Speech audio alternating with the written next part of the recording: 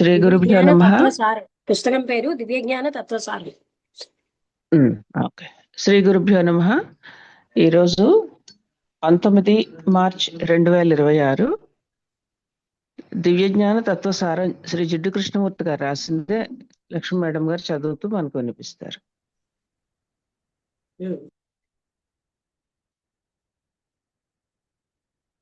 ఇందులో ఏంటంటే ఇటువంటి మహాద్భుతమైన సత్యాలు మీ దివ్యజ్ఞాన సమాజం వెలువల లభించడం లేదా? ప్రతి చర్చి ఇదే కదా చెబుతున్నది. ఎంత మాత్రం కాదు. ఎవరూ సందేహించిన గొప్ప తారాదీక్ష స్వీకర్తలు భగవంతుడి పుత్రుల అభిప్రాయం ప్రకారం అటువంటి విజ్ఞానం ఎక్కడో ఒంటరిగా సంచరించే మహానుభావుల వద్ద ఉన్నది. అది కూడా ముందుగా గురుముఖత ఈ జ్ఞానాన్ని పొందని వారి వద్ద కాదు. అటువంటి గురువుల శిష్యులు, అనుచరులు వారు స్వయంగా గురువులైన తర్వాత ఆ బోధనలలోని విశాలత్వాన్ని తమ స్వీయ మత సిద్ధాంతాల పరిమిత స్థాయిలో వక్ర భాష్యాలను పరిమితం చేశారు. ఒక ఎంపిక చేసిన గురువు యొక్క ఆజ్ఞలను మాత్రమే అంగీకరించి అనుసరించారు. మిగిలిన వారిని విస్మరించారు లేదా తిరస్కరించారు. ఉదాహరణకు పర్వతంపై ఇచ్చిన ఉపదేశం, ఇది మనం చదివాం. సాధకుడు, కానీ మీరు చెబుతున్నట్టుగా దివ్యజ్ఞానం ఒక మతం కాదా? ఖచ్చితంగా కాదు. ఎందుకంటే ఇది ప్రతి మతానికి మౌలిక సారం, పరిపూర్ణ సత్యం. దాని చిన్న స్వరూపమే ప్రతి మత విశ్వాసంలో కనిపిస్తుంది. ఒక ఉపమాన రూపంలో చెప్పుకోవాలంటే భూమిపై దివ్యజ్ఞానం అనేది వర్ణమాలలో ఉన్న తెలుపు కాంతి రేఖ వంటిది. ప్రతి మతం మాత్రం విడుద 7 రంగుల కాంతుల్లో ఒకటి మాత్రమే. మిగిలినవన్నీ తిరస్కరిస్తూ అవి తప్పని నిందిస్తుంది.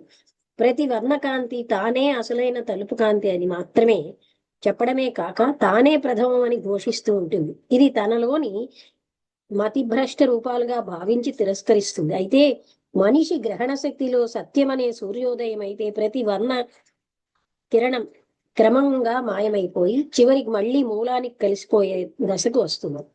ఇప్పుడు మానవ జాతి కృత్రిమమైన విభజనలతో శపించబడిన రూపంగా ఉండదు. అది నిత్య సత్యం అనే వర్ణరహిత స్వచ్ఛమైన సూర్యకాంతిలో స్నానం చేస్తుంది. ఇదే దివ్యజ్ఞానం అవుతుంది. దివ్యజ్ఞాని అంటే సాధకుడు. దివ్యజ్ఞానం నుండే ప్రపంచంలోని మతాలన్నీ ఆవిర్భవించాయని చెబుతున్నారా? ఈ దివ్యజ్ఞానాన్ని స్వీకరించడం ద్వారానే ప్రపంచం తన గొప్ప భ్రమలు, అపార్థాలు, తప్పిదాల నుండి విముక్తి పొందగలదని అర్థమా? ఇదే విషయాన్ని ఖచ్చితంగా చెప్పగలం. అంతేకాకుండా మా దివ్యజ్ఞాన సమాజం ఒక వినయంగా రూపొందిన విత్తనం. దీనికి నీరు పోసి అది పెరిగేలా చేయగలిగితే అది చివరికి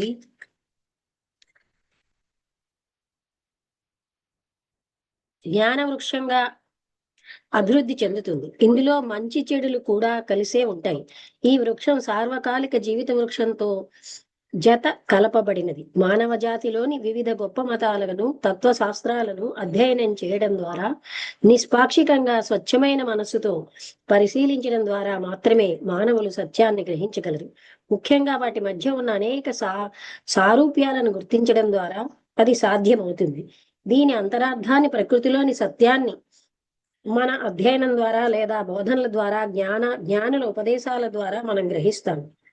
ప్రతి ఒక్కరి విషయంలోనూ తప్పకుండా ఇది జరుగుతుంది. ఈ చాప్టర్ ఇంకో 2 ప్రశ్నల్లో అయిపోతుంది. చిన్నవే చదివిస్తాను. మేము ఒక స్వర్ణయుగం గురించిన సమాచారం ఎంతో విన్నాం. మీరు వివరిస్తున్నది భవిష్యత్తులో రాబోయే స్వర్ణయుగంలా ఉంది. ఇది ఎప్పుడు వస్తుంది? మానవాళి మొత్తం దాని అవసరాన్ని గుర్తించేదాకా అది కాదు సాధకుడు. కానీ కొద్దిమందైనా ఆ సత్యాల అవసరాన్ని గ్రహించిన వారైతే వారు ఏదో ఒక నిర్దిష్టమైన నమ్మకాన్ని స్వీకరించి ఉండాలి కదా. దివ్యజ్ఞాన సమాజానికి ప్రత్యేకమైన సిద్ధాంతాలు లేవని మీరు చెప్పారు కదా. ప్రతి సభ్యుడు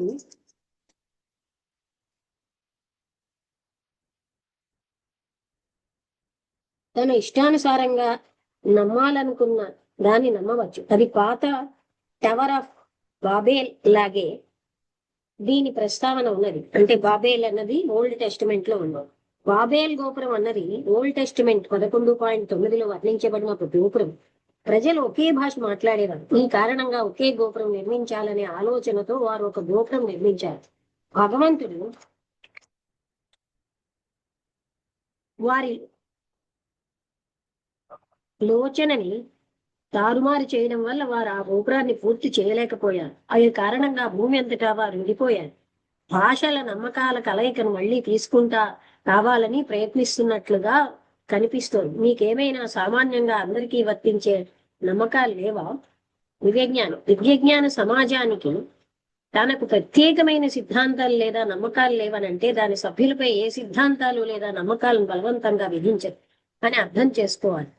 ఇది మొత్తం సమాజానికి వర్తిస్తుంది. మీరు విన్నట్టే దీనికి అంతర్గత బాహ్య విభాగాలు ఉంటాయి. రెండవ దానిలో దాని స్వీయ తాత్విక చింతన ఉంటుంది, స్వీయ మతం ఉంటుంది. అదేమిటో స్పష్టంగా వివరిస్తారా? మేము దానిని రహస్యంగా ఉంచము. కొన్ని సంవత్సరాల క్రితం ద థియోసాఫికల్ ఇసోట్రిక్ బుద్ధిజం అనే గ్రంథంలో దాని రూపురేఖలు చెప్పబడ్డాయి. ఇంకా ఎక్కువ స్పష్టతతో ద సీక్రెట్ డాక్టర్ అనే గ్రంథంలో చూడవచ్చు. అది ప్రపంచంలోని అత్యంత పురాతన తత్వశాస్త్రం. విజ్డమ్ రిలీజన్ లేదా మీరు కష్టపడితే ఆర్కియాక్ డాక్ట్రిన్ అనే పిలువబడే సిద్ధాంతం ఆధారంగా నిర్మించబడింది. మీరు ప్రశ్నలు అడగవచ్చు, వాటిని మేము వివరిస్తాం. ఇక్కడితో ఆపేస్తున్నానండి.